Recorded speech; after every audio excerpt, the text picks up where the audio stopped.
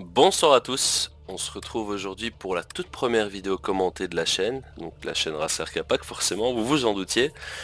Alors aujourd'hui ce qu'on va faire, bon, on va faire un petit tour des circuits en test privé, hein, le multijoueur attendra encore un peu. J'ai besoin de mettre beaucoup de choses au point avant d'y aller, surtout que maintenant avec la licence, il s'agit pas d'y aller à la légère et comment vais-je dire, et de se permettre de faire des erreurs. La licence change beaucoup, il y a énormément de facteurs qui rentrent en compte pour améliorer le ratio ou au contraire pour le diminuer, hein, ce qui ne nous arrangerait pas.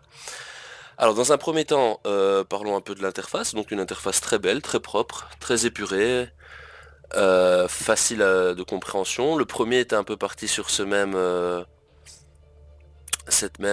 vais-je dire, cette même architecture. On a retrouvé un peu les idées hein, qui restent avec ces cadres et les deux flèches ici pour voyager de menu en menu. Les menus des options qui sont vachement, enfin je les trouve vraiment mieux qu'avant, avec à chaque fois une petite icône pour chaque partie des réglages à faire et non plus une liste brute générale avec des onglets en haut pour nous montrer, enfin afin de naviguer entre les différentes parties des options. Au niveau des commandes, je roule avec un G29, donc un Logitech G29 que j'ai maintenant depuis quelques mois, un volant dont je suis assez content. Même s'il a ses petits défauts et il manque des boutons en fait. Comparé au... ça n'a l'air de rien, mais j'avais le Driving GT Force avant et on avait la présence de deux petits boutons sur le haut du volant ici, au-dessus donc des touches directionnelles et des touches du pad PS4. Deux petits boutons qui n'avaient l'air de rien mais qui me permettaient de mettre en raccourci ma vision pour regarder à gauche ou à droite, ce qui était bien pratique.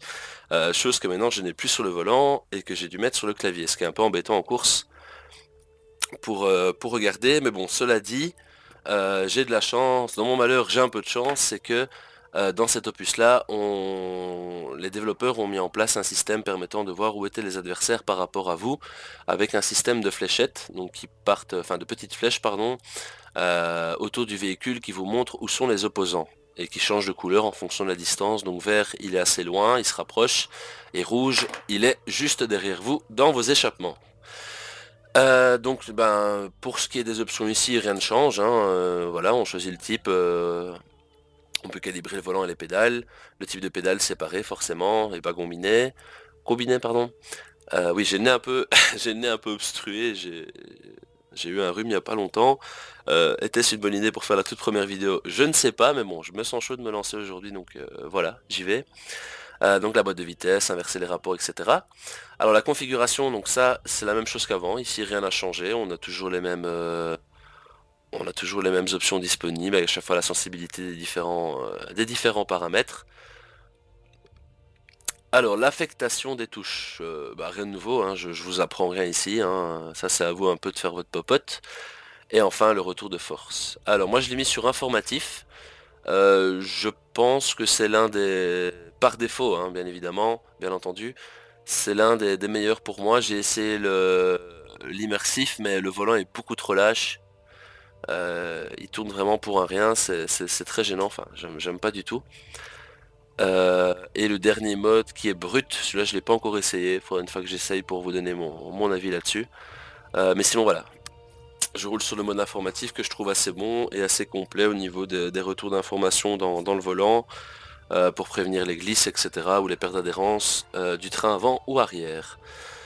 La jouabilité, les effets, enfin bon voilà, ça c'est des choses un petit peu plus personnelles, je ne pense pas qu'il y ait besoin de vous les expliquer dans cette vidéo. Une partie bonus, bon ça c'était comme avant, hein, avec l'équipement et voilà, on va pas s'attarder là-dessus non plus.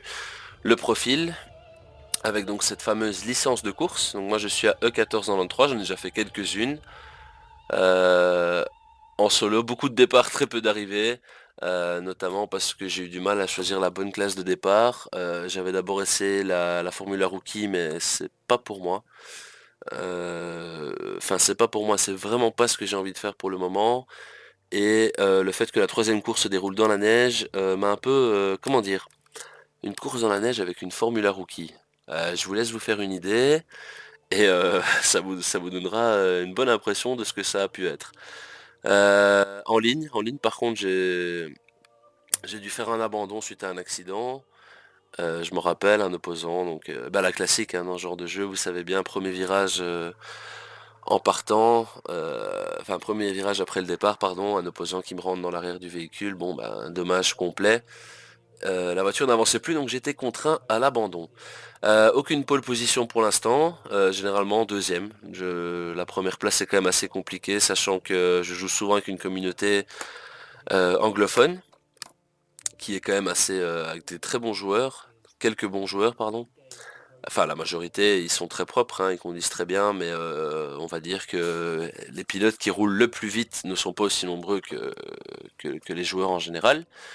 Et au niveau des victoires, donc 3 victoires pour 7, enfin 6 arrivées, donc on va dire 6 courses, hein, parce que la septième, forcément, je ne suis pas arrivé au bout. Donc 3 victoires, 4 podiums au total, et 6 top 5, et forcément 6 top 10. Enfin oui, logiquement, si on est dans le top 5, on est forcément dans le top 10.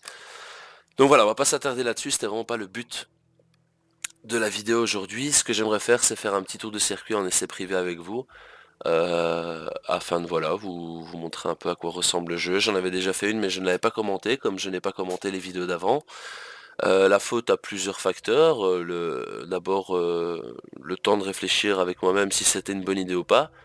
Voilà, ma voix peut-être, j'espère avoir des retours sur ma voix, la qualité du son, à savoir que j'enregistre avec un casque audio, donc c'est un micro-casque, j'ai pas un micro séparé sur pied comme pourraient avoir certaines personnes. Voilà, c'est un peu fait à l'arrache, si j'ose dire. Et voilà, et d'autres facteurs qui ont fait que j'ai pas spécialement eu envie de commenter ces vidéos-là, sachant qu'avant c'était beaucoup de time trial, donc ça ne se commande pas, hein. Il y a un événement sur la communauté, des contre-la-montre, et j'enregistrais les temps que je faisais sur le circuit et je publiais le meilleur temps au final. Et donc voilà, ça n'avait pas à mon sens besoin d'être commenté. Alors, qu'allons-nous choisir? Donc on a niveau véhicule, on a vraiment un choix énorme si on compare au premier, ça n'a plus rien à voir, c'est vraiment dingue. On est ici sur 180 voitures, je pense. Faudrait que je les compte une fois pour être sûr, mais c'est ce qui était en tout cas prévu à la sortie du jeu, 180 voitures. Et on en a... il y aura 4 DLC qui vont arriver avec chacun 8 voitures, donc 8, 16, 24, 32. Ce qui nous fera quand même un total de 212 voitures, ce qui n'est pas rien, hein, comparé à, je crois, à la petite septantaine de voitures du premier. Il y a quand même une grosse évolution. Bon après forcément dans ces 180 voitures, il y a on va dire un peu moins de la moitié qui sont forcément reprises du premier, et il y a beaucoup de voitures qui sont disponibles en deux versions. Par exemple les GT3, beaucoup qui sont disponibles en version 24 heures, et alors les modèles GTE de certaines voitures. Donc par exemple la Ferrari, non, la Corvette n'a pas sa variante en GT3, la GT non plus, la M6 et la Vantage, mais elle était déjà disponible dans le premier. Alors aujourd'hui pour ce premier tour, on va se laisser tenter par la catégorie dominante, on va dire, de Project Car, celle qui est la plus jouée, hein, sans aucun doute, c'est la GT3. Il n'y a pas photo. Et on va partir au volant laquelle je n'ai pas encore essayé. La McLaren. Voilà, la McLaren. J'ai pas encore essayé la McLaren. Je la mets dans le premier, même si je trouvais qu'elle manquait un peu de puissance comparée aux autres, mais pour les courses en ligne, c'était la voiture favorite parce que les réglages par défaut étaient proches d'être les meilleurs disponibles à ce moment-là. Et on va se faire ça sur.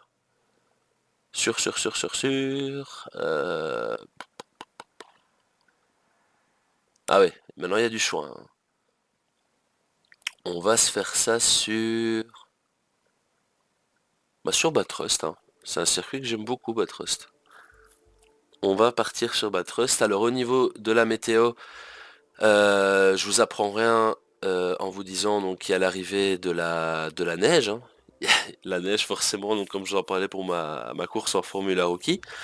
C'est une bonne chose la neige, ça peut vraiment être amusant, mais en tout cas en ligne, ce sera clairement pas quelque chose qui sera utilisé, enfin j'en doute fortement, à moins de voir sa licence complètement partir en vrille, à cause des différentes glisses, sorties de piste et j'en passe.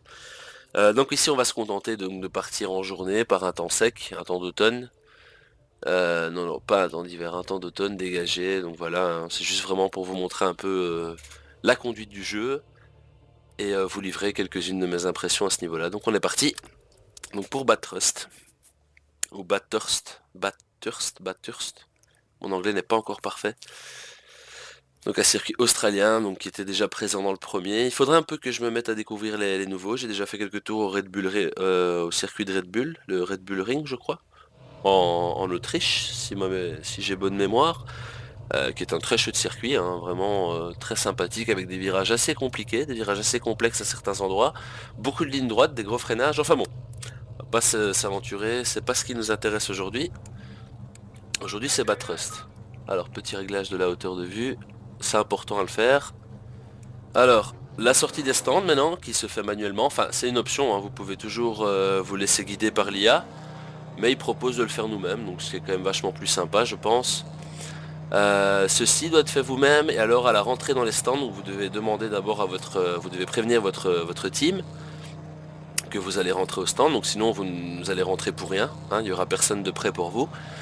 Alors tout ceci, ce système donc d'avertissement des stands se fait via ce menu-ci. Donc où on a bon la gestion du carburant, c'est des plans où je me suis vraiment pas encore vraiment intéressé parce que voilà je rentre pas encore dans la technique, là je découvre le jeu, j'ai pas encore eu beaucoup l'occasion de jouer.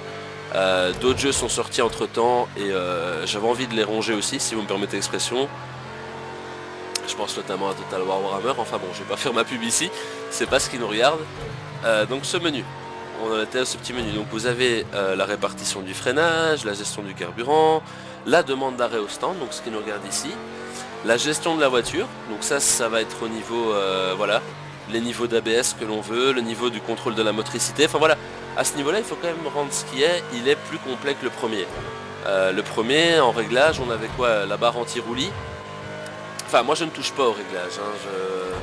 Je n'ai jamais été vraiment dans les options d'ingénierie de la voiture parce que je m'y connais pas, voilà, et que je trouve les voitures assez bien équilibrées de base. Oups, ça m'apprendra à parler pendant que je roule.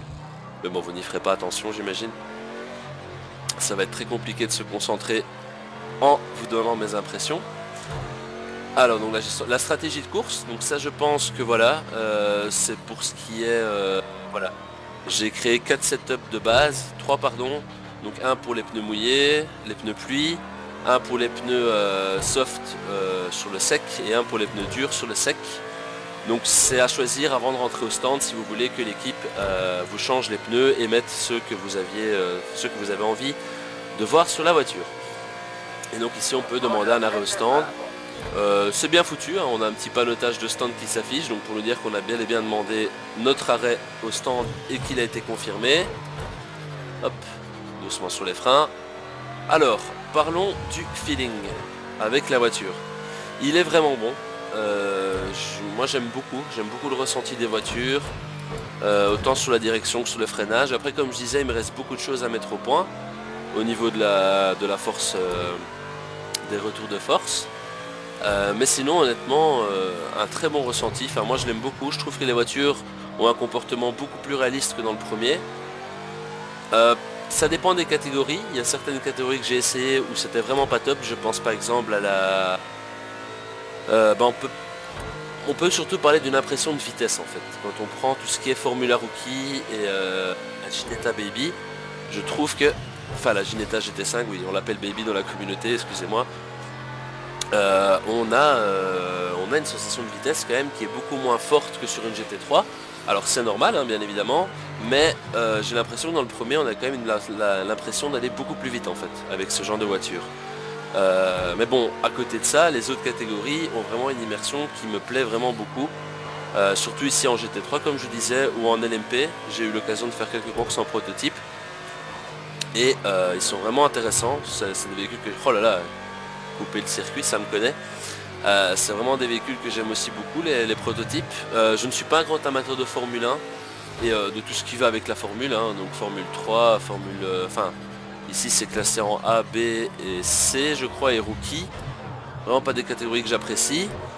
Donc je ne pense pas proposer beaucoup de contenu là-dessus sur la F1. De toute façon, bon, pour tout ça, il y a le jeu Formule 1. Formule 1 2018, même si je ne sais pas si au niveau de la conduite il est mieux fait que Projet Car. Quand on connaît les MotoGP, ça m'étonnerait, c'est des bons jeux, j'y ai joué, j'ai bien apprécié, mais bon, on est loin, très loin d'une simulation racing sur ce genre de jeu. L'aspect visuel, il n'y a quand même rien à dire, il est magnifique, franchement les voitures sont super bien modélisées. Le son est très pur, très propre. On a juste un petit problème, c'est quand on passe les vitesses, peut-être pas avec la McLaren mais avec d'autres GT3, on a parfois l'impression que quelqu'un tape avec une masse sur le capot en fait, enfin sur la carrosserie de la voiture, parce que le bruit est quand même assez fort, assez dur. Je sais qu'il est similaire en vrai, mais bon, c'est des peaufinages, moi c'est pas vraiment quelque chose qui me dérange. Au niveau de l'immersion ça en rajoute, donc c'est une bonne chose. Donc on va pas critiquer ça. Oui, ne faites vraiment pas attention à mes trajectoires, elles sont vraiment loin d'être propres, je vous dis, j'essaie de discuter en même temps et de suivre une certaine ligne d'explication, donc je dois réfléchir à ça et me concentrer à la conduite, ce qui ne fait pas bon ménage. Donc l'aspect graphique, j'en ai parlé. Les freins, on a dans le jeu un ABS qui a été quelque peu remanié, c'est-à-dire qu'avant, enfin je le ressens moi beaucoup plus dans celui-ci. En fait, la catégorie GT3, les voitures sont munies d'un ABS, mais c'est un ABS de course. C'est-à-dire que c'est un ABS qui intervient beaucoup moins rapidement et de manière beaucoup moins, comment dire, à une fréquence moindre qu'un véhicule de tourisme, donc une voiture banale. Mais c'est aussi un ABS qui sature beaucoup plus vite. C'est-à-dire qu'il a une tolérance à la, comment dire, à la compression, si je peux dire. Il a une tolérance en fait limite qui est beaucoup moindre en fait qu'un ABS de voiture classique. Il va beaucoup, les roues vont quand même bloquer beaucoup plus vite qu'avec un ABS de série, mais il a vraiment un feeling assez intéressant. On sent directement quand la voiture va perdre son grip ou quand les roues commencent à bloquer. À ce niveau là franchement les retours d'information est vraiment chouette, du moins sur le mode dans lequel j'ai programmé mon volant à moi, donc qui était le mode informatif comme je l'avais dit. L'accélérateur, bon ça forcément il n'y a pas grand chose qui change, hein. On appuie à fond, ça accélère, logique. Moi j'ai réglé à une sensibilité quand même de, je pense, 60, sans être sûr, faudrait que je vérifie. Parce que trop peu de sensibilité, on met trop de temps à aller chercher les gaz, et donc en sortie de virage, forcément on perd du temps. Voilà, je pense que 60 est une valeur juste pour pouvoir justement en sortie de virage pouvoir rattraper les freins assez tôt et de manière assez tendre afin de ne pas partir en tête à queue. Qu'est-ce que je peux encore vous dire? Alors au niveau de l'ATH, une ATH bien retravaillée, moi je l'apprécie, je l'aime beaucoup. Elle est vraiment complète, il n'y a rien qui manque, tout est là. En course par contre je n'aime pas trop tout cet affichage de position des concurrents, des participants. Quand on est 20, ça fait quand même une longue liste sur le côté à afficher pour voir ça. Au niveau des temps par tour, comme vous pouvez voir à gauche, donc le menu en bas, enfin au milieu gauche, très pratique. Avant il fallait s'amuser à naviguer. Voilà, ce qui devait arriver arriva. Beaucoup plus pratique qu'avant, dans le sens où avant il fallait s'amuser à chipoter, à afficher les infos autour, pour par exemple avoir soit le temps de chaque tour, ou avoir les temps du tour actuel avec le potentiel qu'on est en train de gagner. Maintenant on a le potentiel affiché en permanence sur le rétroviseur en haut. On a un indicateur en temps réel du temps gagné sur ce tour, ou du temps perdu, ce qui est mon cas pour celui-ci, donc qui est de 5 secondes, vous le voyez en haut, bientôt 6. Au niveau des contours et des affichages des options aussi, elles sont affichées en surbrillance, donc comme dans le premier, ça ne change pas, elles sont en surbrillance blanche quand elles sont activées et en grisé, donc pour dire du fait qu'elles ne sont pas disponibles sur la voiture. Oups. Qu'est-ce qu'on a encore d'autre? La carte du circuit, ça vous connaissez. On a la valeur des pneus, ça c'est bien, ça c'est une bonne chose. On a la couleur des pneus qui est un peu mieux que dans le premier, je trouve, au niveau du retour d'information. Alors, est-ce qu'ils ont réglé le problème du chauffement des pneus? Je ne sais pas. Dans le premier, je me souviens que c'est généralement après avoir fait le premier tour que les pneus étaient chauds, il fallait plus s'en soucier par après. Je ne sais pas si ça a été revu dans cet opus-ci, je me renseignerai à l'avenir. On a l'indicateur des dégâts, donc à côté des pneus. Vous voyez 2,0% en haut et en bas c'est l'état du train avant et du train arrière, donc compris par choc, etc. Et on a l'état du moteur, donc ici à 0%, tout va bien. Pas trop de problèmes à ce niveau-là pour le moment. Que puis-je vous dire d'autre? Que puis-je vous dire d'autre? Le multijoueur que je n'ai pas encore beaucoup exploré. Ah, l'IA. Venons-en à l'IA. Alors l'IA dans cet opus est beaucoup mieux. Personnellement, moi je trouve qu'elle est vachement mieux faite. Si cela a un défaut, c'est qu'elle est toujours autant bourrine. Surtout depuis maintenant qu'ils ont mis un niveau d'agressivité. Je trouve quand même que l'IA n'a pas de limite en fait. Si elle sent qu'elle peut passer, elle passera. Quel qu'en soit le prix. Donc s'il faut vous rentrer dedans ou si malheureusement ça coupe la trajectoire d'un autre participant, eh ben. Donc voilà, elle se montre quand même assez agressive et elle a tendance un peu à se penser un peu seule sur la piste, je dirais. Sinon, bon, il y a beaucoup plus de niveaux qu'avant. On part maintenant de 0 jusqu'à 120. Avant, on était 0 à 100. Avec sur 100 un niveau pilote et non, un niveau As et au niveau 120 un niveau Pro. Alors je suis pour l'instant dans mon mode campagne, je pense que je suis à 85 ou 90. Le temps de m'habituer au jeu. Ce projet Carin, j'étais à 95 je pense au niveau de l'IA. Et il y a encore certains circuits où je battais largement le temps de l'IA. Donc tout ça c'est un peu à voir, faudra que je joue. Comme je vous ai dit, j'ai pas vraiment eu l'occasion de passer beaucoup d'heures pour le moment sur le jeu. Voilà, j'ai d'autres choses de prévues pour le moment et d'autres jeux à faire en même temps. Donc c'est pas évident, voilà, de trouver du temps pour Projet K. Néanmoins, on se retrouvera donc comme je vous l'avais dit on va se rentrer au stand tiens pour terminer la vidéo. On se retrouvera donc comme je vous l'avais dit pour les time trials qui vont reprendre le 10 octobre je pense, ce que la communauté a annoncé le 10 octobre. On se retrouvera donc pour les time trials, donc à savoir un par semaine. Il n'y a pas vraiment de date précise dans la semaine, hein, ça dépend quand j'ai le temps de le faire, de le filmer et de le poster. Mais ce sera un par semaine, ça c'est sûr et certain. On aura aussi quelques événements en ligne que je vais sûrement faire avec la communauté. Hop, demander un arrêt stand. Hop, petit virage assez compliqué. Hop. Donc comme je disais, donc les thèmes trials, donc ici on va se placer, vous allez voir, hop, pouc. Et alors donc le team qui fait son taf. On peut toujours pas les voir malheureusement, je peux peut-être tourner la tête pour en apercevoir un ou deux. La boîte de vitesse a une panne. Ok d'accord, bon, je ne sais pas pourquoi, je pense pas avoir été brut avec, même pas du tout, vu le rythme où je roulais. Donc voilà, on se retrouvera pour les thèmes trials d'ici le mois d'octobre, et d'ici là, portez-vous bien, amusez-vous bien sur Projet K, n'hésitez pas à m'ajouter sur Steam ou à me contacter sur Discord pour d'éventuelles questions ou autres, ou des recommandations. Vous pouvez aussi le mettre en commentaire sur la vidéo. Et voilà, n'hésitez pas à partager et à donner votre impression. C'est vraiment ce qui est le plus important, je pense, pour moi, pour le moment, pour débuter. Au niveau du son, est-ce que tout est ok?